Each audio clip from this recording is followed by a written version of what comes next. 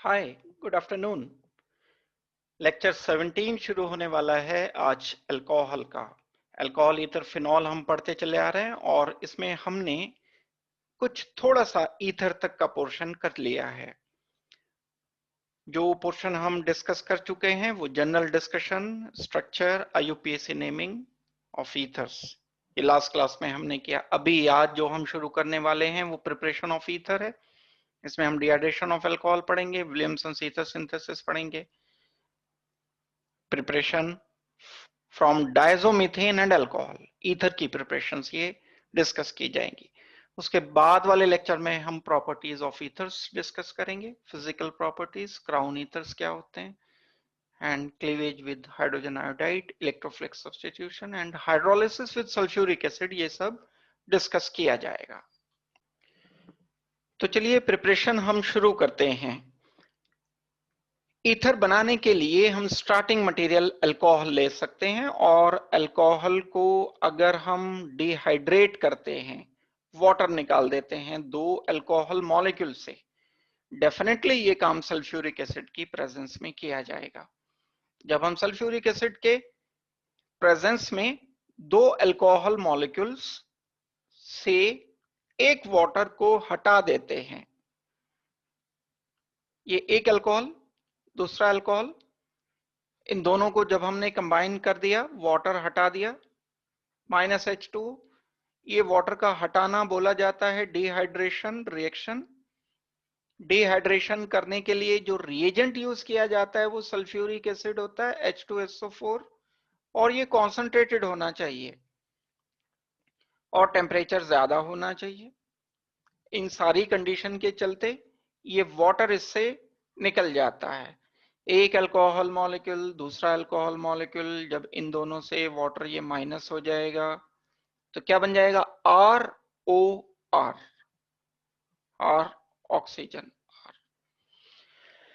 That means ether banana possible है intermolecular dehydration of alcohol से। दो टाइप के डिहाइड्रेशन पहले हमने अल्कोहल में भी डिस्कस किए थे। विद इन द मॉलिक्यूल जब मैं वाटर मॉलिक्यूल माइनस करूंगा अल्कोहल से तो अल्कीन बन जाएगा, लेकिन अल्कोहल के दो मॉलिक्यूल से जब मैं एक वाटर मॉलिक्यूल माइनस करूंगा तब फॉर्मेशन हो जाएगी ईथर की। तो ये प्रोसेस ईथर बनने का कहलाता है इथेरिफिकेशन। जैसे एस्टेरिफिकेशन होता है एस्टर बनने का प्रोसेस, ऐसे ये ईथर बनने का प्रोसेस इथेरिफिकेशन कहलाएगा। और ये कंटिन्यूअसली चलता रहता है, मतलब जो ईथर बनता है उसके क्योंकि बॉइलिंग पॉइंट कम होते हैं, वो इवेपोरेट होता रहता है और डिस्टिल होता रहता है रेगुलरली। इसको आप इस तरह से समझो कि हमारे पास अल्कोहल है, एक टेस्ट ट्यूब ली है मैंने बड़ी सी, इसमें अल्कोहल एक मॉलिक्यूल तो होगा नहीं, कई सारे मॉलिक्यूल्स होंगे। उन बहुत सारे मॉलिक्यूल्स में से मैंने दो मॉलिक्यूल लिख लिए, अल्कोहल इसमें है टेस्ट ट्यूब में या बीकर में, whatever you want to take. जब मैं इसमें बाहर से कॉन्सेंट्रेटेड H2SO4 ऐड कर दूंगा तो H2SO4 is good dehydrating agent, water absorb करने की ताकत रखता है, ये वाटर हटा देता है। जब ये वाटर हटाएगा तो बन जाएगा ईथर, यहां पर प्रोडक्ट मिला ROR। नीचे से हमने इसको हीट कर रखा है, हीट करने का मतलब है टेम्परेचर बढ़ाएंगे तभी डिहाइड्रेशन रिएक्शन होगा। अब जो भी टेम्परेचर इस टेस्ट ट्यूब का है उसमें अगर हम देखते हैं तो क्या क्या मौजूद है, उसमें सल्फ्यूरिक एसिड है टेस्ट ट्यूब में, अल्कोहल है, ईथर है। ईथर के बॉइलिंग पॉइंट अल्कोहल के कंपैरिजन में कम होते हैं, ईथर आसानी से इवेपोरेट हो जाते हैं अल्कोहल के कंपैरिजन में। तो जो ईथर बनेगा एकदम से डिस्टिल होगा, वेपर्स बनेंगे, ये वेपर्स यहां से इस अल्कोहल से अलग हो जाएंगे। इन ईथर के वेपर्स को हम एक ट्यूब के जरिए इकट्ठा करके कंडेंस कर लेते हैं, ठंडा कर देते हैं, इसे कूल कर लेते हैं ट्यूब को, जिस ट्यूब में ये आएगा ईथर इकट्ठा होकर, उसको कंडेंस करेंगे तो ये वापस लिक्विड में कन्वर्ट हो जाएगा। तो ये कंटिन्यूअस प्रोसेस होता रहता है, ईथर बनता रहता है, इवेपोरेट होता रहता है, और हम डिस्टिलेशन रेगुलरली करते चले जाते हैं। डिस्टिलेशन फिजिकल प्रोसेस है, बहुत सारे वेज हैं, उसके डिटेल में हम नहीं जा रहे हैं, लेकिन हम इसको कंटिन्यूअस इथेरिफिकेशन प्रोसेस बोलते हैं।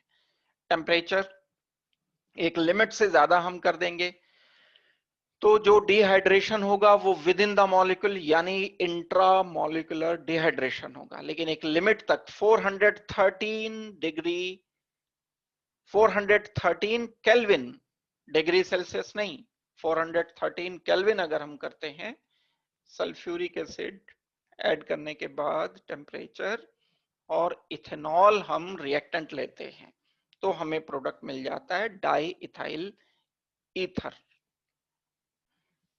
ये प्रोसेस शो किया जा सकता है। शो करने के लिए हम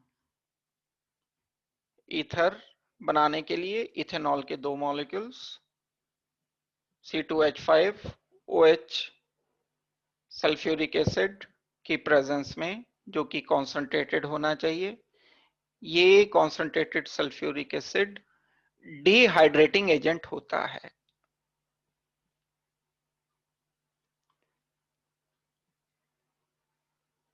क्या मतलब है डिहाइड्रेटिंग एजेंट का?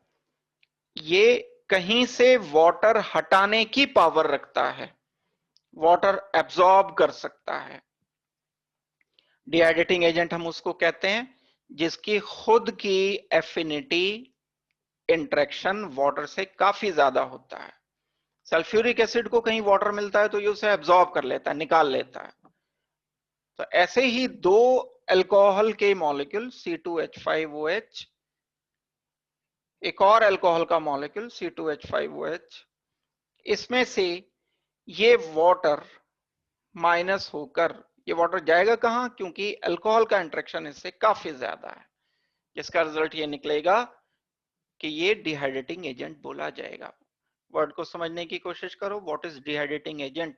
वो जो वाटर को एब्जॉर्ब कर ले। कॉन्सेंट्रेटेड सल्फ्यूरिक एसिड बहुत सारे अच्छे डिहाइड्रेटिंग एजेंट में से एक एजेंट है, और भी होते हैं जिनका काम वाटर को एब्जॉर्ब करना है। एल्यूमिना है, Al2O3 है, कैल्शियम क्लोराइड है, इसके अलावा H3PO4 है, ये डिहाइड्रेटिंग एजेंट की तरह। लेकिन सल्फ्यूरिक एसिड बहुत अच्छा डिहाइड्रेटिंग एजेंट है। टेम्परेचर यहां पर हम 413 केल्विन इस्तेमाल करते हैं और प्रोडक्ट यहां पर हमें मिल जाएगा डाई इथाइल ईथर। ये वाटर जो एब्जॉर्ब हुआ है उसे हमें शो करना पड़ेगा इक्वेशन को बैलेंस शो करने के लिए, जो सल्फ्यूरिक एसिड में एब्जॉर्ब हो जाएगा। यहाँ इस रिएक्शन में ध्यान रहे सल्फ्यूरिक एसिड का खुद का कोई चेंज नहीं हो रहा है। सल्फ्यूरिक एसिड जो का तू रहेगा, तो जो रिएजेंट एज इट इज रहते हैं किसी भी रिएक्शन में, उनके स्ट्रक्चर में चेंज नहीं आता, उनके कॉन्सेंट्रेशन में चेंज नहीं आता, उनको हम कैटलिस्ट बोलते हैं। सल्फ्यूरिक एसिड के बिना रिएक्शन होगा भी नहीं, लेकिन सल्फ्यूरिक एसिड रहेगा उतना ही जितना हमने लिया था। तो सल्फ्यूरिक एसिड के दो काम हैं यहां। Sulphuric acid works as dehydrating agent number 1, and number 2 sulphuric acid working as catalyst, water हटाने के लिए कैटलिस्ट की तरह से वर्क कर रहा है सल्फ्यूरिक एसिड। हम अगर इसके मैकेनिज्म पर आते हैं तो मैकेनिज्म समझने के लिए हमारे पास दो वे हैं। बहुत सारे वेज में से दो वे बड़े कॉमन हैं। तो पहला वे मैं बता रहा हूं, जैसे इथेनॉल है CH3CH2OH। आप अगर एक रिएक्शन को याद करो, रिकॉल करो, मैं थोड़ा इसको डिटेल से बताऊंगा, काम की बात है, क्योंकि आप एक एस्टेरिफिकेशन पढ़ा करते थे जिसमें हम अल्कोहल को एसिड के साथ रिएक्शन करते थे और लिख देते थे एक एस्टर। जैसे जो लिखा था मैंने रिएक्शन, ये C2H5OH, तो मैं C2H5 को ET लिख देता हूं शॉर्ट में, plus carboxylic acid C double bond oxygen OH। Carboxylic acid alcohol आपस में रिएक्शन करके, पुराने लेक्चर्स अगर आपने अच्छी तरह से लगा रखे हैं तो ये बात आपको पता होगी जरूर। तो ये माइनस होता है यहां से वाटर, कार्बोक्सिलिक एसिड का OH हटकर, अल्कोहल का H हटकर, डिहाइड्रेशन होकर, और इस रिएक्शन को हम नाम देते थे एस्टेरिफिकेशन। ये बन जाएगा ETO C double bond oxygen R। मैंने लिख दिया ET oxygen, C double bond oxygen and R, ये कहलाया एस्टर। और इस रिएक्शन को हमने नाम दिया एस्टेरिफिकेशन। किसे कहते हैं? अगर आपसे कोई पूछे कि what is esterification, when alcohol reacts with acid, esters are obtained. अब ये एसिड कई सारे हो सकते हैं, कार्बोक्सिलिक एसिड हो सकता है, सल्फ्यूरिक एसिड हो सकता है, नाइट्रिक एसिड हो सकता है, H3PO4 हो सकता है, एसिड और भी कोई हो सकता है। अल्कोहल प्लस एसिड जो प्रोडक्ट मिला, मैं इंटरमीडिएट की बात नहीं कर रहा हूं, alcohol plus acid, sulphuric acid, carbocation भी बना सकते हैं, लेकिन मैं प्रोडक्ट की बात कर रहा हूं। जब अल्कोहल किसी कार्बोक्सिलिक एसिड से रिएक्शन करता है तो एस्टर बनता है। जब भी एस्टर हम बनाते हैं तो एसिड का OH माइनस करते हैं, अल्कोहल का H माइनस करते हैं। ये पुराने लेक्चर्स में ये सारी बात हमने डिटेल से डिस्कस कर रखी है, आपको वहां से ये पक्की करनी चाहिए। अब मैं इसी सेम रिएक्शन को मैंने इथेनॉल दोबारा लिख दिया, ये इथेनॉल, ये इथेनॉल मैंने लिखा यहां carboxylic acid RCOOH। Carboxylic acid की जगह अब मैं सल्फ्यूरिक एसिड से रिएक्शन कर रहा हूं। इसका सल्फ्यूरिक एसिड ने जैसे रिएक्शन किया, ये बिल्कुल वैसे ही रिएक्शन करेगा जैसे कार्बोक्सिलिक एसिड रिएक्शन करता था। RCOOH का OH हटता था यहां से, अल्कोहल का H हटता था, सल्फ्यूरिक एसिड का OH हटेगा जैसे यहां से इसका OH माइनस हुआ, ऐसे ही सल्फ्यूरिक एसिड का OH एंड अल्कोहल का H माइनस हुआ। वाटर हटा दिया मैंने, और जो बना उस बने हुए कंपाउंड का नाम मैंने क्या दिया? C2H5 लिख सकता हूं मैं, इकट्ठा लिख दिया मैंने C2H5 ऑक्सीजन, और बाकी जो बचा हुआ पोर्शन है वो लिखा sulphur double bond oxygen, double bond oxygen OH। बिल्कुल इसको बेकट होके एस्टर लिखो, ये मॉलिक्यूल भी एस्टर है, कोई नहीं रोक सकता आपको लिखने से। ये अल्कोहल है, ये वाली लाइन ऊपर वाली, अल्कोहल एसिड आपस में रिएक्शन करके क्या बनाते हैं? एस्टर बनाते हैं। बस इस एस्टर में और इस एस्टर में फर्क है, ये कार्बोक्सिलिक एसिड का एस्टर है, ये सल्फ्यूरिक एसिड का एस्टर है। ये सल्फ्यूरिक एसिड का एस्टर सल्फोनेट कहलाएगा, कार्बोक्सिलिक एसिड का एस्टर कार्बोक्सिलेट कहलाएगा। मैं इसको बोलूंगा एस्टर को कार्बोक्सिलेट एस्टर, इस एस्टर को मैं बोलूंगा सल्फोनेट या सल्फेट। SO4 है ना, तो सल्फेट एस्टर। आप लिखते भी हो, जैसे अगर याद करो तो Na2SO4 इसे क्या लिखते हो? Sodium sulphate. सोडियम की जगह यहां R ग्रुप आ गया, इथाइल ग्रुप आ गया एक। मैं अगर इसे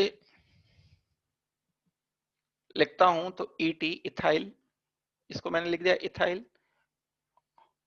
ऑक्सीजन S, ये एक S, 4 SO4, एक H। अगर इसको नाम देना है तो ये बोला जाएगा मोनो इथाइल सल्फेट। एक इथाइल ग्रुप है बस इसमें अभी, और सल्फेट ये लग गया, नाम को छोड़ो। तो मैं तो स्टेप्स आपको बताने जा रहा हूं। पहला स्टेप हमने क्या किया होगा इसमें। अब दोबारा से केमिकल रिएक्शन पर आ जाओ, जो हम अभी लिख रहे थे। केमिकल रिएक्शन कैसे बनता है डाइइथाइल ईथर? जब हम इथेनॉल को सल्फ्यूरिक एसिड के साथ हीट करते हैं 413 केल्विन पर, तो इससे वाटर माइनस होकर डाई इथाइल ईथर बन जाता है। इसका स्टेप 1 मैंने लिख करके बता दिया। ये इथाइल अल्कोहल सल्फ्यूरिक एसिड से पहले रिएक्शन करके इंटरमीडिएट एक एस्टर बनाएगा। तो हम लिखेंगे स्टेप 1 मैकेनिज्म शो करने का एक तरीका। स्टेप 1 क्या हुआ, एक मॉलिक्यूल सल्फ्यूरिक एसिड से, स्टेप 1 की मैं बात कर रहा हूं, एक मॉलिक्यूल सल्फ्यूरिक एसिड एक मॉलिक्यूल इथेनॉल से वाटर माइनस किया। अल्कोहल का हटाना होता है H, एसिड का हटाना होता है OH, माइनस H2O करके हमने प्रोडक्ट लिख दिया एक सल्फेट एस्टर।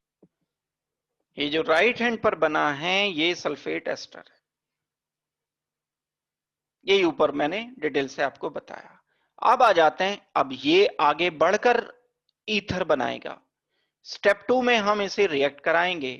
स्टेप 2 मुझे क्या लिखना चाहिए, in step 2 this ester further reacts with another molecule of ethanol। Ether बनाने के लिए ये जो एस्टर मॉलिक्यूल है ये इथेनॉल के दूसरे एक और मॉलिक्यूल से रिएक्शन करके ईथर बना देगा और वापस सल्फ्यूरिक एसिड बचा रह जाएगा। किस तरह से वो मैं बता रहा हूं। ये मैंने इथाइल सल्फेट को इथेनॉल से रिएक्शन करना है। इथेनॉल पर थोड़ी देर के लिए आप पोलैरिटी देखो। इस इथेनॉल के ऑक्सीजन पर जब मैं ध्यान दूंगा तो यहां पर लोन पेयर्स हैं, ये लोन पेयर है ऑक्सीजन पर। और जब ये पूरा मैंने इथाइल सल्फेट यहां इसे रिएक्ट कराया इथेनॉल प्लस इथाइल सल्फेट, तो इथाइल सल्फेट के कार्बन पर जिससे ऑक्सीजन लगा हुआ है, इस कार्बन पर पॉजिटिव चार्ज है, यहां पर ध्यान दो इस पॉइंट पर, तो इस पर पॉजिटिव चार्ज है। ये ऑक्सीजन का लोन पेयर इस कार्बन पर रिएक्शन करेगा। क्यों लोन पेयर रिएक्शन करेगा, क्योंकि ऑक्सीजन नेगेटिवली चार्ज है, इलेक्ट्रोनेगेटिव होने की वजह से इस पर पार्शियल नेगेटिव चार्ज आएगा इंडक्टिव इफेक्ट की वजह से, और ये कार्बन पॉजिटिव पर आकर के रिएक्शन करेगा। ये कार्बन ऑक्सीजन बॉन्ड ब्रेक होने वाला है, ये अच्छा लीविंग ग्रुप है। लीविंग ग्रुप वो होते हैं जो हटने के बाद स्टेबल हो जाते हैं। तो ये ग्रुप यहां से हट जाएगा। जैसे ये ग्रुप यहां से हटा, कार्बन पर 1 पॉजिटिव आया, ऑक्सीजन इससे कनेक्ट हो गया, क्या बना, ethyl, oxygen, carbon and carbon, and oxygen पर चार्ज पॉजिटिव बचा, प्रोटोनेटेड, फिर हम वाटर माइनस कर देंगे, इस H पॉजिटिव माइनस कर देंगे, और ये ओवरऑल जो ग्रुप है सल्फ्यूरिक एसिड हमारा बचा रह जाएगा। तो हम इस तरह से इसको ईथर में कन्वर्ट कर सकते हैं। देखो ये लीविंग ग्रुप की तरह से यहां से हटा। क्यों हटा लीविंग ग्रुप की तरह से, क्योंकि इस पर जो नेगेटिव चार्ज आएगा वो नेगेटिव चार्ज स्टेबल है रेजोनेंस से। जिस पर नेगेटिव चार्ज हटने के बाद स्टेबल होता है वो अच्छे लीविंग ग्रुप की तरह से एक्ट करते हैं। लीविंग ग्रुप मैंने ये हटाया, यहां से ये नेगेटिव फॉर्म में हट गया, और इधर कार्बन 1 पॉजिटिव एंड CH3 बचा। ये जो नेगेटिव बना है इसकी मैं बात कर रहा हूं। This negative can show resonance, that's why this is stable.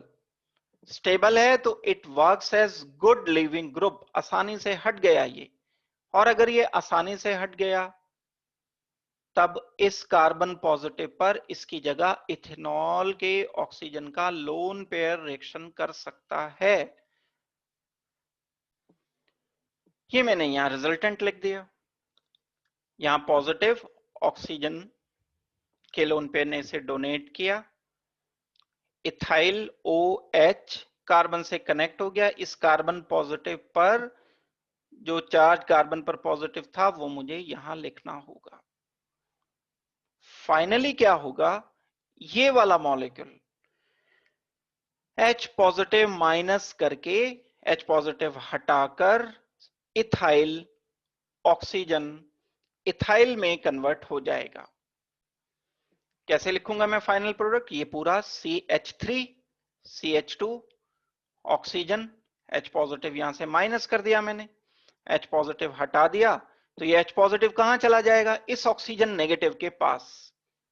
Oxygen negative के पास जाकर इसने क्या बना दिया, वापस H2SO4 बना दिया। सल्फ्यूरिक एसिड जू का तू बना रह गया, that's why it is working as catalyst. और क्या बचा दूसरा, ethyl oxygen ethyl. Ethyl oxygen ethyl क्या है, डाई इथाइल ईथर है। तो मैं यहां फाइनल एक प्रोडक्ट लिख रहा हूं, ethyl oxygen ethyl. Ethyl means C2H5।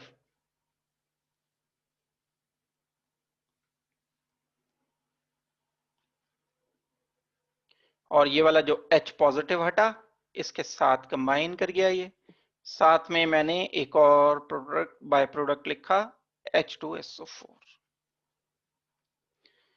ये हम दो स्टेप्स में इसे रिप्रेजेंट कर सकते हैं। Step 1, reaction of ethanol and sulphuric acid to give ester, इसका नाम एस्टर दिया गया।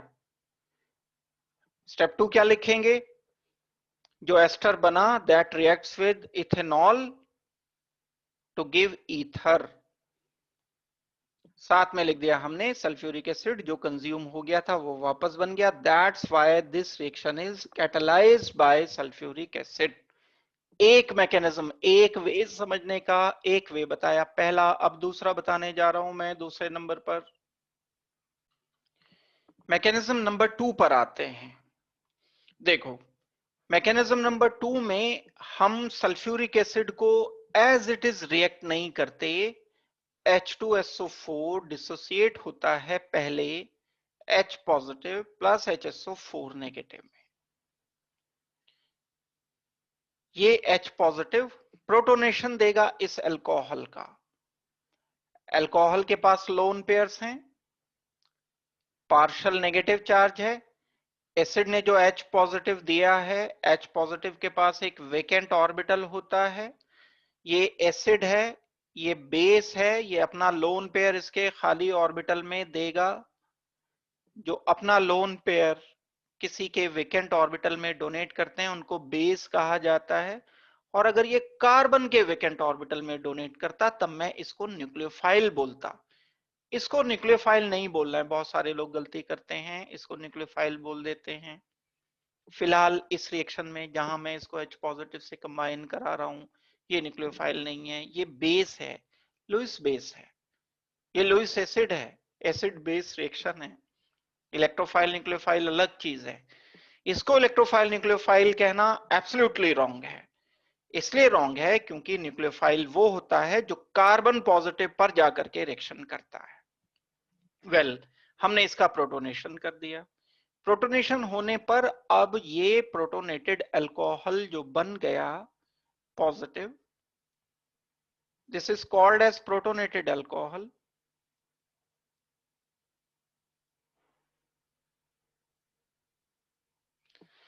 इससे वाटर हटना अब आसान है। प्योर अल्कोहल से वाटर, हम पहले भी बताया ये आपको, प्योर वाटर से अल्कोहल हटाना एंड प्रोटोनेटेड अल्कोहल से वाटर हटाना, ये एक डिफिकल्ट प्रोसेस है। नहीं हटेगा इससे वाटर, OH नहीं हटेगा इससे। लेकिन यहां ऑक्सीजन पर पॉजिटिव आने से, ऑक्सीजन की इलेक्ट्रोनेगेटिविटी बढ़ जाने से, इस बॉन्ड की पोलैरिटी बढ़ जाने से ये बॉन्ड आसानी से टूट जाता है। वाटर अलग हटेगा यहां, तो वाटर स्टेबल न्यूट्रल हो गया, R पॉजिटिव बना रह गया। हमने क्या किया, अब इसको लीविंग ग्रुप की तरह से तब बनाया जब ये प्रोटोनेट हो गया। बिना प्रोटोनेटेड अल्कोहल में OH लीविंग ग्रुप नहीं है, लेकिन प्रोटोनेटेड अल्कोहल में वाटर लीविंग ग्रुप की तरह से एक्ट करेगा। ये हट गया वाटर, यहां लिख दिया मैंने H2O leaving group plus R positive, ये R है, R पॉजिटिव हो गया। R मतलब alkyl, ethyl, methyl, propyl, isopropyl, ये सारे ग्रुप्स। ये जो बना है R पॉजिटिव, इसको हम बोलेंगे कार्बोकैटायन। कार्बन पर पॉजिटिव चार्ज होता है, कार्बन पर एक खाली ऑर्बिटल होता है जो लोन पेयर ले सकता है। स्टेप 1 क्या लिख सकते हैं हम, इसी को स्टेप 1 बोलो। Step 1 is generation of carbocation. कैसे बनाया कार्बोकेटाइन? अल्कोहल ने सल्फ्यूरिक एसिड के H पॉजिटिव से रिएक्शन करके प्रोटोनेटेड अल्कोहल देकर वाटर लूज करके कार्बन पॉजिटिव बना दिया। ये हुआ स्टेप 1। अल्कोहल में H पॉजिटिव ऐड नहीं करते, कार्बोकेटाइन नहीं बनता, क्योंकि OH was not good leaving group. Alcohol से OH इसलिए हट गया क्योंकि उससे प्रोटोनेशन होकर वो अच्छा लीविंग ग्रुप बन गया। तो मदद की बाहर से सल्फ्यूरिक एसिड ने इस अल्कोहल के OH को हटाने में मदद कर दी है बस। एक बेचारा OH खुद हटके कार्बोकेटाइन नहीं बन पा रहा था। ये वाला रिएक्शन देखो यहां, ये हटके कार्बन पॉजिटिव नहीं बन पा रहा था, तो इसने बाहर से मदद ली। किससे? सल्फ्यूरिक एसिड से। सल्फ्यूरिक एसिड ने इसका प्रोटोनेशन किया, पोलैरिटी बढ़ गई, पॉजिटिव आ गया, तो कार्बन पॉजिटिव बन गया। स्टेप 1 जेनरेशन ऑफ कार्बोकेटाइन, पहला स्टेप हमने कर दिया। और पहला स्टेप करने के लिए और भी क्या करना पड़ा? मुझे अल्कोहल का प्रोटोनेशन करना पड़ा, प्रोटोनेटेड अल्कोहल बनाना पड़ा। अब स्टेप 2 में क्या लिखूंगा? Step 2 will be reaction of this carbocation and alcohol. क्योंकि एक ही अल्कोहल मॉलिक्यूल से थोड़े डिहाइड्रेशन किया आपने, उस बेसिक रिएक्शन को तो दिमाग में रखना ही पड़ेगा जो हम पढ़ते आ रहे हैं। इस अल्कोहल के 2 मॉलिक्यूल से वाटर हमने माइनस किया सल्फ्यूरिक एसिड की प्रेजेंस में। अल्कोहल के एक मॉलिक्यूल से कार्बोकेटाइन बना दिया। अभी अल्कोहल का दूसरा, ये molecule number 1, molecule number 2 alcohol का, मॉलिक्यूल नंबर 1 ये है मान लो, उससे कार्बोकेटाइन बना दिया मैंने। अब ये जो कार्बन पॉजिटिव बना है, R पॉजिटिव बना है अल्कोहल से, अब मैं इसको बचे हुए अल्कोहल मॉलिक्यूल से रिएक्शन करूंगा। बचा हुआ मॉलिक्यूल अल्कोहल का ROH है। बॉन्डिंग बनने का प्रोसेस समझो। अल्कोहल के पास लोन पेयर है डोनेट करने के लिए, कार्बन पॉजिटिव के पास खाली ऑर्बिटल है एक्सेप्ट करने के लिए। एक ऑर्बिटल ऐसा खाली ऑर्बिटल कार्बोकेटाइन के पास, एक ऑर्बिटल ऐसा जिसके पास लोन पेयर डोनेट करने के लिए। हेडवाइज ओवरलैप होगा इनका, बॉन्डिंग बनेगी इन दोनों के बीच में। सो कॉल्ड सोच सकते हो थोड़ी देर के लिए जैसे कोऑर्डिनेट बॉन्ड बनता है, लेकिन ये तो पॉजिटिव चार्ज है इस पर, तो पॉजिटिव नेगेटिव ये सिंगल सिग्मा बॉन्ड की तरह से ही हो जाएगा क्योंकि इस पर पहले से पॉजिटिव है। अगर ये बिल्कुल वेकेंट ऑर्बिटल न्यूट्रल होता तो फिर हम कोऑर्डिनेट ही लिखते, जैसे हम BH3 NH3 में बॉन्ड बनाते हैं। वेल अब यहाँ ये अल्कोहल, क्योंकि अभी हम थोड़ी देर पहले स्लाइड जो इससे पहले वाली थी उसमें डिस्कस कर रहे थे कि ये न्यूक्लियोफाइल हम किसे कहते हैं? न्यूक्लियोफाइल उसे कहते हैं जो कार्बन पर रिएक्शन करता है। ऑक्सीजन का लोन पेयर कार्बन पर रिएक्शन करेगा। अब हमें अधिकार है इसको न्यूक्लियोफाइल कहने का। दुनिया की सब नेगेटिवली चार्ज स्पीशीज न्यूक्लियोफाइल नहीं होती। ये वाला अल्कोहल यहां कार्बन पॉजिटिव से रिएक्शन करेगा, अब हम इसे न्यूक्लियोफाइल बोलेंगे और इस रिएक्शन को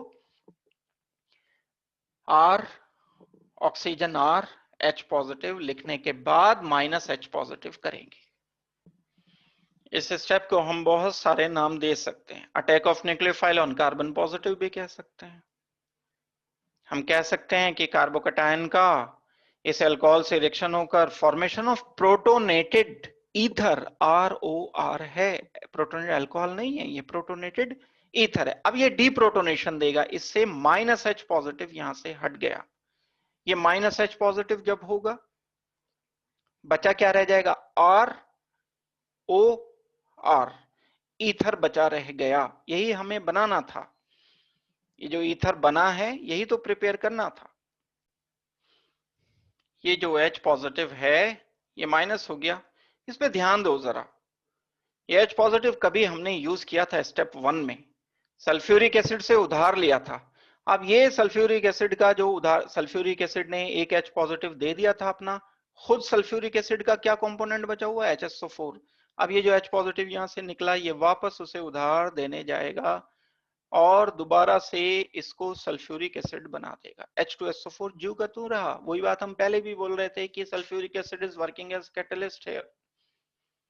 ओवरऑल रिएक्शन अगर देखा जाए, सारी बात को अगर एक ग्लिम्स में हम बोलते हैं तो ये अल्कोहल हुआ करता था ROH, इसका प्रोटोनेशन हुआ, इसकी मदद से ये OH हट गया, बाहर से एक न्यूक्लियोफाइल आ गया और जो प्रोडक्ट हमें मिला वो ROR मिल गया। अल्कोहल से OH हटा, OR ग्रुप आया, सब्स्टिट्यूशन है ये। OH का हटना, RO ग्रुप का आना, तो ये तो सब्स्टिट्यूशन है।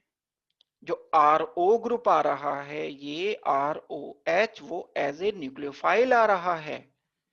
क्यों न्यूक्लियोफाइल कहते किसको है न्यूक्लियोफाइल? हम जो कार्बन पॉजिटिव पर जाकर अपना लोन पेयर डोनेट करता है उसको न्यूक्लियोफाइल कहते हैं।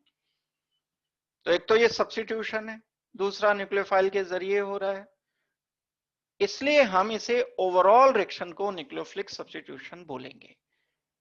तो जब हम कभी दो अल्कोहल लेकर उसे सल्फ्यूरिक एसिड के साथ हीट कर देते हैं 143 केल्विन पर, तब जो प्रोडक्ट हमें मिलता है वो न्यूक्लियोफिलिक सब्स्टिट्यूशन मिलता है। इस रिएक्शन को न्यूक्लियोफिलिक सब्स्टिट्यूशन नाम देना है। ये नाम अच्छी तरह से सोच लेना।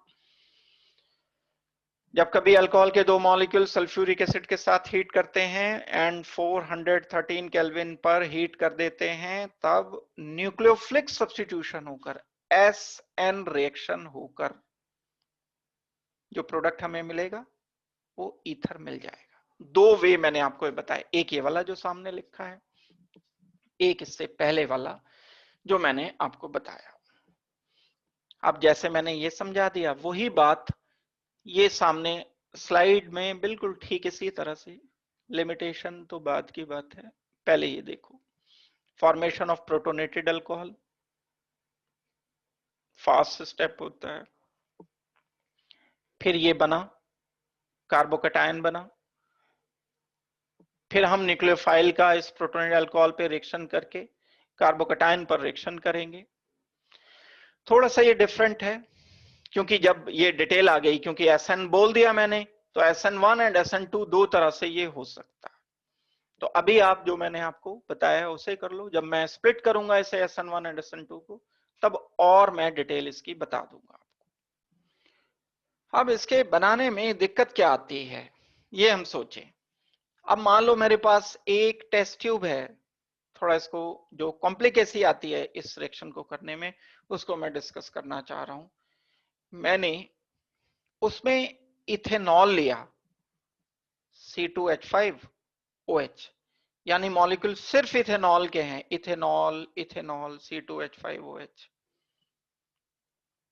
तो कितने भी मॉलिक्यूल हैं, जब मैं सल्फ्यूरिक एसिड ऐड करूंगा तो डाई इथाइल ईथर ही बनेगा, only one ether will be formed, C2H5 OC2H5।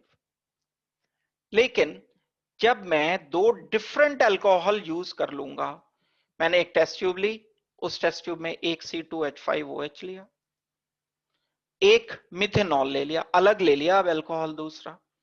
अब मिथेनॉल का एक ही मॉलिक्यूल तो होगा नहीं भाई, बहुत सारे मॉलिक्यूल होंगे।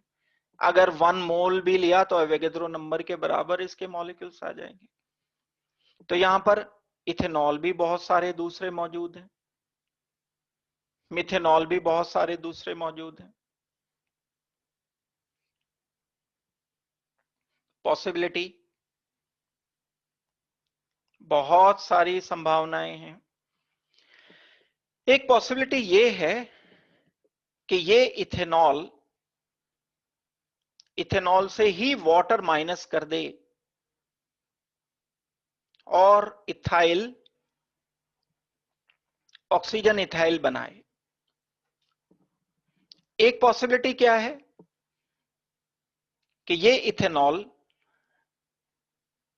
मिथेनॉल के मॉलिक्यूल से वाटर माइनस करे, इसका OH हट जाए, इसका H हट जाए, ये ऐसे माइनस हो, तो इथाइल O मिथाइल, यानी जो ईथर बने वो इथाइल O मिथाइल बन जाए। एक पॉसिबिलिटी है मिथाइल के भी तो बहुत सारे मॉलिक्यूल हैं, आपस में ये वाटर इस तरह माइनस कर दें, तो ईथर जो बने वो CH3OCH3 बन जाए। तीन चांस हैं, कॉम्बिनेशन बना दिए सारे हमने, ए है बी है, ए से रिएक्शन कर गया, बी बी से रिएक्शन कर गया, ए बी से रिएक्शन कर गया, तो एक ईथर बना ए ऑक्सीजन ए, एक ईथर बना बी ऑक्सीजन बी, एक ईथर बना ए ऑक्सीजन बी, अनसिमेट्रिकल, यानी 3 ईथर बनेंगे। इसका मतलब यह है कि अगर आप दो डिफरेंट अल्कोहल लेकर ईथर बनाना चाहोगे तब 3 ईथर्स का मिक्सचर मिलेगा। यानी अनसिमेट्रिकल ईथर बनाने का टास्क कभी आपको दिया जाता है, आपको यह कहा जाता है कि ये ईथर बनाओ, C2H5 OCH3, तो आपको इथेनॉल भी लेना पड़ेगा, मिथेनॉल भी लेना पड़ेगा, यहां CH3OH भी लेना पड़ेगा, C2H5OH भी लेना पड़ेगा। जब C2H5OH लोगे तो डाई इथाइल ईथर भी प्रोडक्ट मिलेगा, मिथाइल डाई मिथाइल ईथर भी प्रोडक्ट मिलेगा, और एक ये भी मिल जाएगा, तो यील्ड इसकी पुअर आएगी। मिक्सचर के साथ मिल पाएगा अनसिमेट्रिकल ईथर। अनसिमेट्रिकल ईथर बिल्कुल प्योर बनाना इस केस में पॉसिबल नहीं होगा, तो लिमिटेशन है ये इसकी। सिमेट्रिकल ईथर बनाने के लिए तो अच्छा मेथड माना जाता है ये, लेकिन अनसिमेट्रिकल ईथर बनाने के लिए ये अच्छा मेथड नहीं है, क्योंकि जब हम अनसिमेट्रिकल ईथर बनाने के लिए दो डिफरेंट टाइप के अल्कोहल लेते हैं तो हमें 3 ईथर तो कम से कम मिलते ही मिलते हैं। एक लिमिटेशन तो ये है।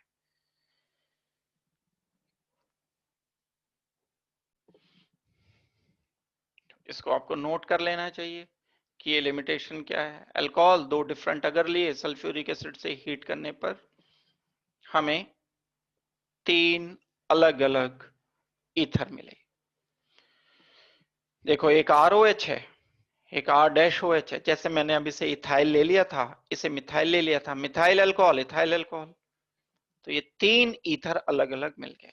अच्छा मेथड नहीं है, बड़ी इंपॉर्टेंट ये लिमिटेशन है।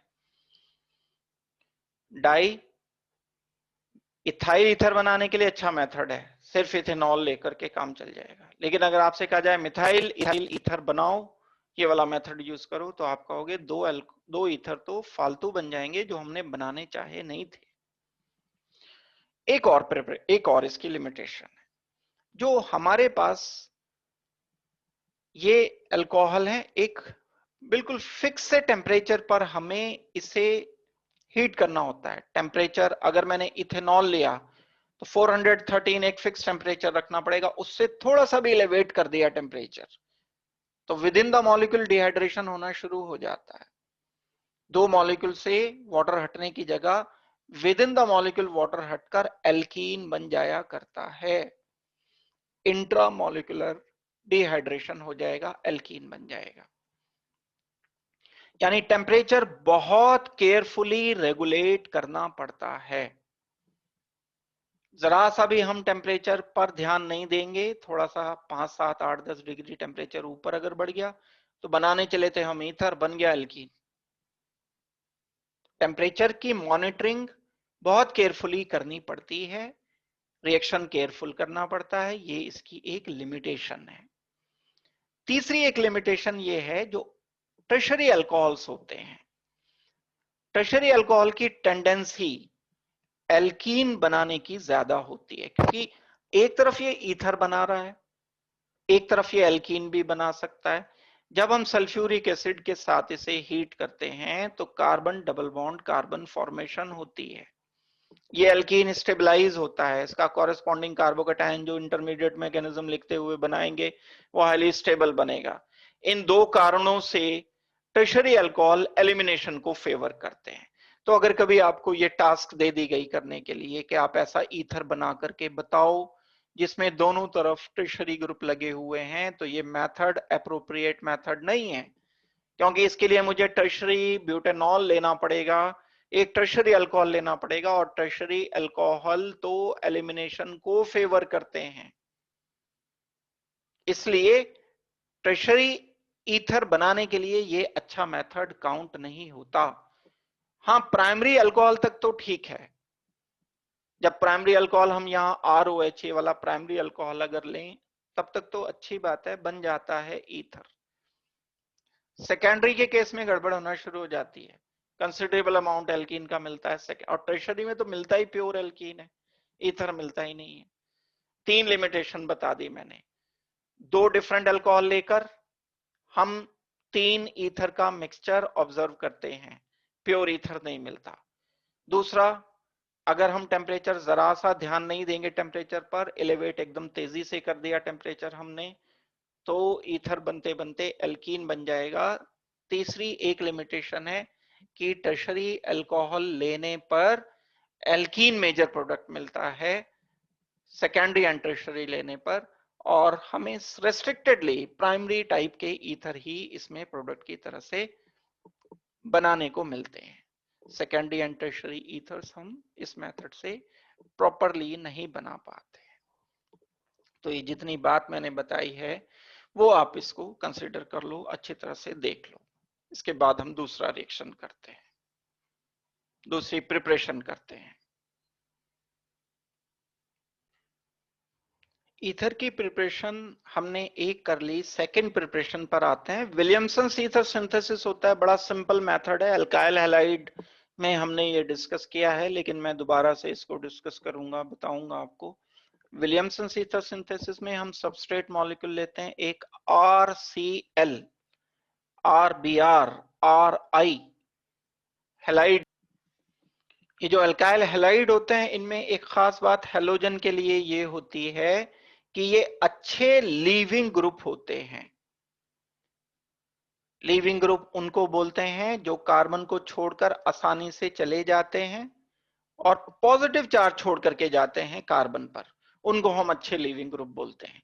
लीविंग ग्रुप हटने के बाद खुद स्टेबल होने चाहिए।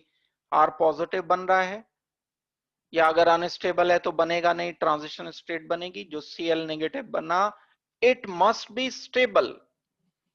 हटने वाला अगर नेगेटिव चार्ज या लोन पेयर स्टेबल है तो वो अच्छा लीविंग ग्रुप होगा। थोड़ी देर पहले भी अभी बात आई थी, ऑक्सीजन पर नेगेटिव चार्ज रेजोनेंस करके स्टेबल हो गया था, तो जितना ज्यादा स्टेबल होगा उतना ही वो अच्छा लीविंग ग्रुप काउंट होगा। तो अल्काइल हैलाइड की प्रॉपर्टी मैंने क्वालिटी बता दी। अल्काइल हैलाइड क्या चाहता है कि उससे Cl हट जाए, Cl इससे हटना चाहता है। पोलैरिटी चेक करो, डेल पॉजिटिव है, डेल नेगेटिव है, ये नेगेटिव फॉर्म में हटेगा, कार्बन पर पॉजिटिव चार्ज आएगा। दूसरा एक मैंने रिएजेंट सेलेक्ट कर लिया यहां, RO नेगेटिव या RONA, इसका नाम है alkoxide ion. Alk alkane, alkyl, oxide, oxide तो ऑक्सीजन होता है, आयन बोल रहे हैं तो नेगेटिव ही होगा ऑक्सीजन पर। ये नेगेटिव इस कार्बन पॉजिटिव से इंटरेक्शन करता है। अब जैसे ही ये ऑक्सीजन नेगेटिव इसके नजदीक आएगा, इसको क्लोरीन की जरूरत नहीं रहेगी। भाई ये क्यों क्लोरीन को नहीं छोड़ रहा था? क्लोरीन तो भागना चाहता है यहां से, लिविंग ग्रुप अच्छा है, लेकिन फिर भी मजबूरी है इनकी। क्यों? क्योंकि R की वैलेंसी गड़बड़ हो जाएगी। लेकिन अगर इसे ऑप्शन मिल गया, कोई ऑक्सीजन नेगेटिव इधर आ गया, तो अगर ये अब हट जाए तो ऑक्सीजन नेगेटिव कार्बन से बॉन्ड बना जाएगा। ये हटेगा तो कार्बन पर वैकेंट ऑर्बिटल आएगा, वैलेंसी डिस्टर्ब हो गई कार्बन की। इस वैकेंट ऑर्बिटल में ऑक्सीजन नेगेटिव अपना लोन पेयर डोनेट कर देगा एज ए न्यूक्लियोफाइल। ये न्यूक्लियोफाइल है। किसे कहते हैं न्यूक्लियोफाइल? जो कार्बन पॉजिटिव पर रिएक्शन करता है। ये न्यूक्लियोफिलिक सब्स्टिट्यूशन हुआ है, SN reaction, Williamson ether synthesis. बस इतना ही है, इससे ज्यादा थोड़ी ही कुछ है। बाकी तो हमें इसे मॉडिफाई करना है चीजों। जब एक एल्काइल हैलाइड पर Cl हट जाए, कार्बन पर positive, oxygen negative, alkoxide ion, तो बना क्या उस पर अगर हम ध्यान दें तो ईथर निकलेगा। ये R ग्रुप है, पॉजिटिव इस पर आ गया था। दूसरा जो RO नेगेटिव ग्रुप है, ये इससे कनेक्ट हो गया, plus Cl negative leaving group की तरह से हट गया। ये Cl नेगेटिव को हमने यहां से बाहर कर दिया। ये मेथड विलियमसन्स ईथर सिंथेसिस कहलाता है। बड़ा इंपॉर्टेंट मेथड है। तो हम क्या क्या रिएजेंट याद रखें? एल्कोक्साइड आयन, तो आयन अकेला तो लिया नहीं जाएगा, इसके साथ कुछ पॉजिटिव भी होगा, तो RONA लेते हैं। इसे कहते हैं सोडियम एल्कोक्साइड।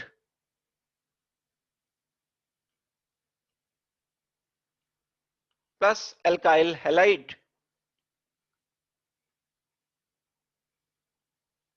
ये आपस में रिएक्शन करते हैं तो प्रोडक्ट मिलता है ईथर। इस पूरे रिएक्शन को बोला जाता है विलियमसन ईथर सिंथेसिस। तो विलियमसन ईथर सिंथेसिस क्या है? सोडियम एल्कोक्साइड को अल्काइल हैलाइड से रिएक्शन करते हैं तो ईथर बन जाता है। ये रिएक्शन विलियमसन ईथर सिंथेसिस कहलाता है। एक बड़ी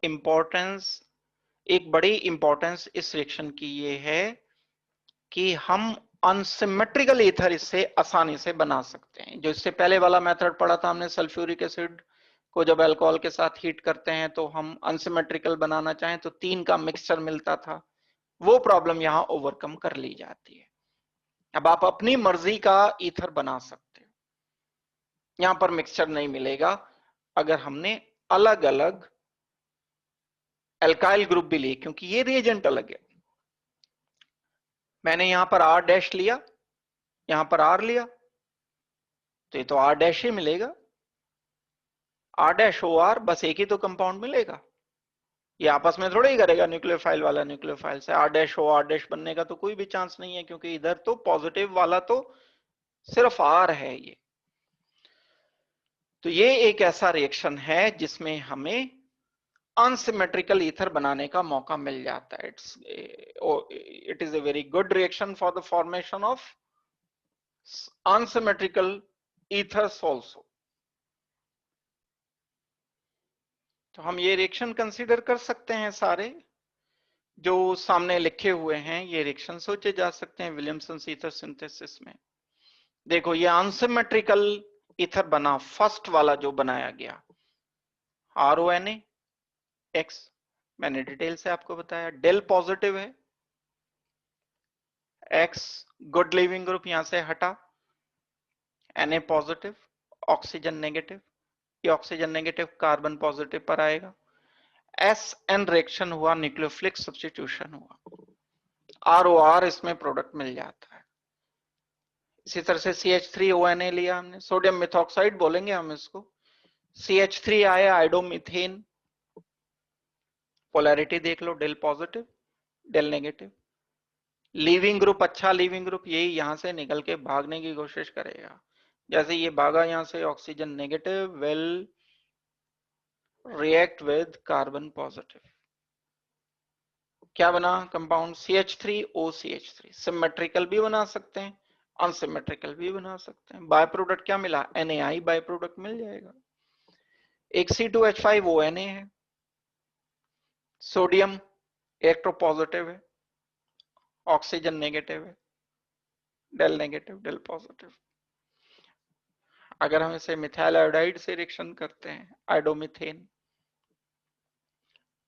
del positive del negative, iodine हटके भागेगा यहां से, जब ये हटा carbon positive must react with oxygen negative. क्या मिला answer? Ethyl methyl ether plus sodium iodide, ये प्रोडक्ट मिलने चाहिए। एक एग्जांपल और कर सकते हैं, फिनॉल लेते हैं, अल्कोहल की तरह से है ये। इसको जब NaOH से रिएक्शन कर दिया हमने तो सोडियम फिनॉक्साइड मिला, भाई ये बेस है, और दूसरा मेरे पास एसिड है। एसिड एंड बेस आपस में जब रिएक्शन करते हैं ये, तो सॉल्ट फॉर्मेशन होती है। हमने लिख दिया आंसर, यहां से H हटाया और सोडियम लिख दिया। ये RO नेगेटिव जैसा है, phenyl O negative, RO negative जैसा है, ये विलियमसन ईथर सिंथेसिस के काम आएगा। अब हम इसको रिएक्शन कर देते हैं फिनाइल O नेगेटिव को CH3I के साथ। ये सॉल्वेंट है, अल्कोहल यहां जस्ट डिसॉल्व करने के लिए किया गया। डेल नेगेटिव, I नेगेटिव हट गया यहां से, लीविंग ग्रुप है, हटेगा। पॉजिटिव चार्ज इस ऑक्सीजन नेगेटिव के साथ कंबाइन कर गया। ये ऑक्सीजन नेगेटिव का क्या मिला? फिनाइल ऑक्सीजन फिनाइल CH3, ये CH3 ऑक्सीजन फिनाइल। हमें आंसर मिलना चाहिए एनिसोल नाम पढ़ा था अभी हमने दूसरी क्लास में, इससे पहले वाली में, methyl phenyl ether must be the product. ये हमें एक आंसर मिल जाएगा। इस रिएक्शन की लिमिटेशन भी है भाई।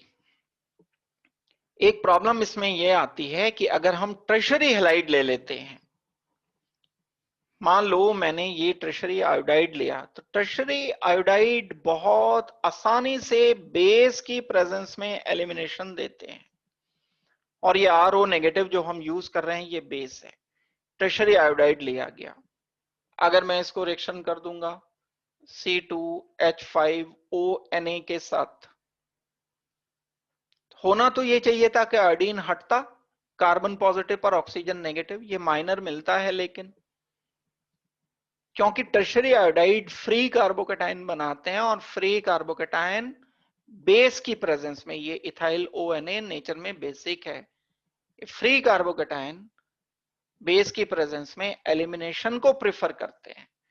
तो इसकी एक लिमिटेशन है, और वो लिमिटेशन क्या है? वो ये है कि tertiary halide prefers elimination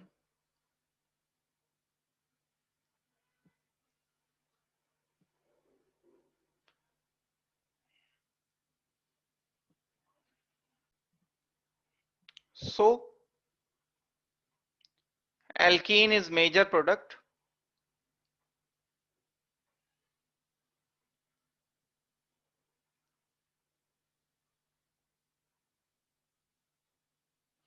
if we use tertiary halide or even sometimes secondary halide also in Williamson's ether synthesis, यानी रिएजेंट मैंने अल्कोक्साइड आयन लिया अगर, और दूसरा मॉलिक्यूल मैंने टर्शरी हैलाइड ले लिया, तो एलिमिनेशन विल बी फेवर्ड। ये बड़ी इंपॉर्टेंट एक लिमिटेशन है, बड़ी अच्छी तरह से ध्यान दे करके इस बात को करना है। मैं रिएक्शन लिख करके बता रहा हूं कि कैसे होगा। Tertiary butoxide, tertiary butyl chloride या ब्रोमाइड या iodide, when reacted with base, कोई भी बेस हो, RO नेगेटिव हो बस, C2H5ONA, CH3ONA, NaOH इवन, आप अगर NaOH भी ले लेते हो तो भी एलिमिनेशन, आपने पढ़ा होगा अल्कोहलिक NaOH से हैलाइड को रिएक्शन करते हैं तो एलिमिनेशन होता है, सेम रिएक्शन उसी तरह से ये भी होगा। एलिमिनेशन हो गया, एलिमिनेशन हो गया, कार्बन डबल बॉन्ड कार्बन, ये आइसोब्यूटाइलिन कॉमन नेम मैंने लिखा है। तो ये एक बड़ी इंपॉर्टेंट, इसका मतलब ये नहीं है कि एलिमिनेशन करते हुए हम टर्शरी ईथर नहीं बना सकते। विलियमसन ईथर सिंथेसिस में अगर टर्शरी ईथर आपको बनाना है तो ऐसा करो, CH3 जो मैं लिख रहा हूं alcohol and alkoxide ion and halide, वो रिवर्ट करने पड़ेंगे बस। सपोज करते हैं आपको ये एक ईथर बनाने के लिए दिया गया, इसके लिए आप टर्शरी हैलाइड यूज नहीं करोगे। अगर टर्शरी हैलाइड यूज कर लिया जाता तो एल्कीन बन जाता। हैलाइड हम यूज करेंगे CH3Cl या ब्रोमाइड या आयोडाइड, मैंने CH3Cl यूज कर लिया, और ऑक्साइड अल्कोक्साइड यूज करोगे टर्शरी।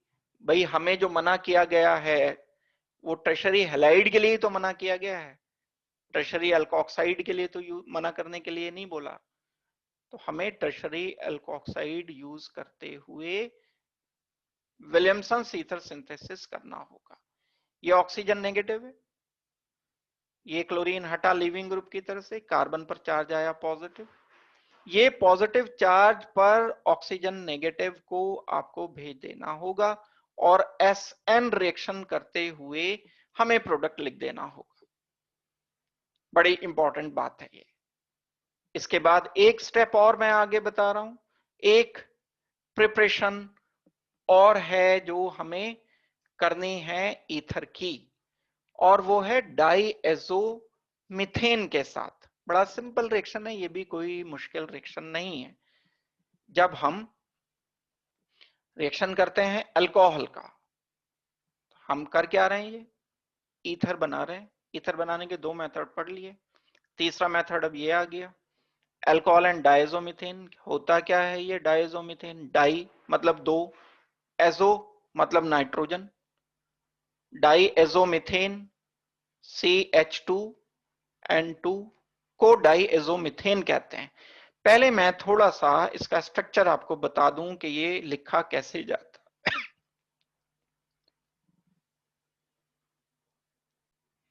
डायजोमीथेन दो रेजोनेटिंग स्ट्रक्चर में एग्जिस्ट करता है। थोड़ी सी इसकी डिटेल बॉन्डिंग की जाननी होगी तब आप इसको समझ सकते हो।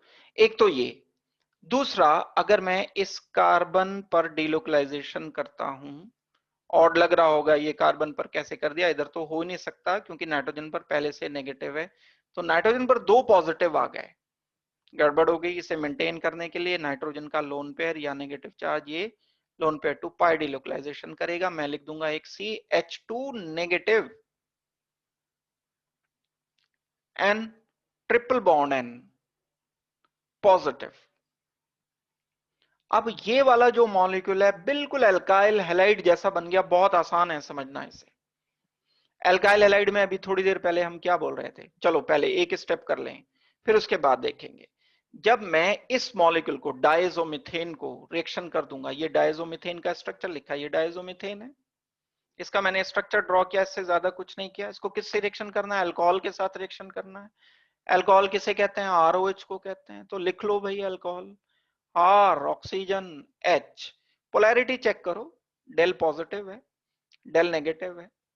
ये पॉजिटिव इस कार्बन नेगेटिव के साथ एकदम से रिएक्शन करेगा, एसिड बेस रिएक्शन की तरह। कार्बन नेगेटिव इस H को एब्सॉर्ब कर लेगा, जैसे ग्रिग्नार्ड रेजेंट के कभी रिएक्शन अगर आप जानते हो। अल्कोहल जब ग्रिग्नार्ड रेजेंट से रिएक्शन करता है, ग्रिग्नार्ड रेजेंट में क्या होता है? R नेगेटिव ही तो होता है, कार्बन नेगेटिव ही तो होता है। अल्कोहल का एसिडिक हाइड्रोजन उससे कॉम्बिनेशन कर लेता है।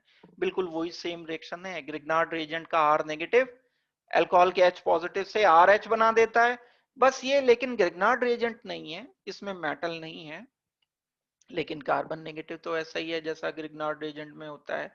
ये कार्बन नेगेटिव H पॉजिटिव के साथ कंबाइन करके बनाएगा सबसे पहले क्या, ये H इधर आ गया तो क्या बचा रह गया? R ऑक्सीजन नेगेटिव बचा रह गया, प्लस साथ में CH2 पहले से है, ये एक H और आ गया तो ये बन गया CH3 and triple bond N positive. ये दो चीजें अवेलेबल हैं अब सॉल्यूशन में। जब हमने डायजोमीथेन को अल्कोहल के साथ मिक्स कर दिया तो अब हम आगे बढ़ेंगे। अब आप ये देखो कि ये वाला तो हिस्सा इतना पार्ट है विलियमसन ईथर सिंथेसिस का RO नेगेटिव। अच्छा मैं इसे थोड़ा सा ऊपर यहां लिख रहा हूं, देखो इसे ध्यान दो। RO नेगेटिव, RO नेगेटिव को अगर मैं RCl से रिएक्शन कर देता तो क्या होता भाई? ऑक्सीजन नेगेटिव यहां था, ये Cl हट जाता। क्यों हटता? क्योंकि ये अच्छा लीविंग ग्रुप है। जैसे Cl लीविंग ग्रुप है ऐसे ही ये नाइट्रोजन ट्रिपल बॉन्ड नाइट्रोजन तो इससे बहुत ज्यादा अच्छा लीविंग ग्रुप है Cl के कंपैरिजन में।